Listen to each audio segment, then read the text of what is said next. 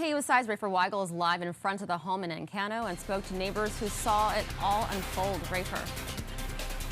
Yeah, good evening, Teresa. It's very quiet out here right now, a very different scene from last night. There is a lot of grief in this neighborhood, especially with the family. If you can see over my left shoulder, they've set up a candlelight memorial for the 74-year-old woman. That is where she was gunned down by her own son, according to police, in cold blood. Residents I spoke to said it was like a war zone here, and they're still shaken up about it today.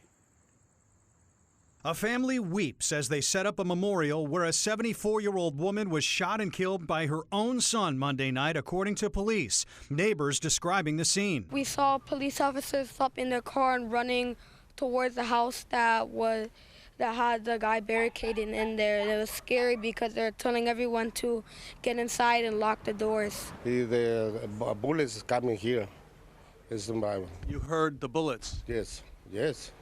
Lot. Calls came in around 8:45 p.m. of shots fired on the corner of Iona and Market in Encanto. When officers arrived, they saw the woman and her dog dying in the driveway. As they tried to save her, police say the gunman fired dozens of rounds at officers with a long rifle.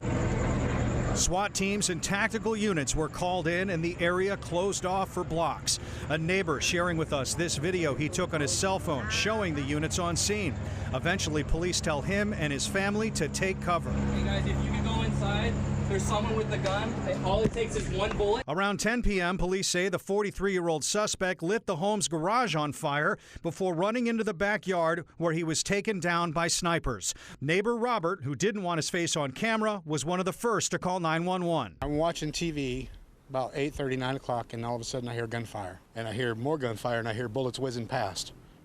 And I hear it hit something metal. And so the first couple units arrived, and once they arrived, I heard more gunshots. He then saw the victim and the suspect's bodies being carried away. I did see them carrying her out, 4 officers running down the street, and they carried her over to the stop sign over there. And about an hour later, I saw the gurney go by with, I think it was the gunman who was on it. How's this neighborhood dealing with this today? Well, everybody's a little nervous, a little high, a little high strung. My friend on the corner said he needs therapy. And back here live, that's not only where the 74-year-old woman was killed, but also a dog, and police say that another dog was killed by the suspect. Now, they know the identity of the victim and the suspect. They're not releasing that yet because they still need to notify some next of kin. The number at the bottom of your screen, police are still searching for answers on this crime. They have no idea why this happened, but it was interesting.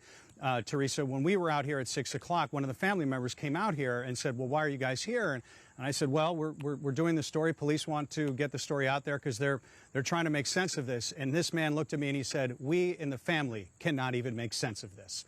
Reporting live in Encanto, Rafer Weigel, KUSI News. Let's send it back to you in the studio, Teresa.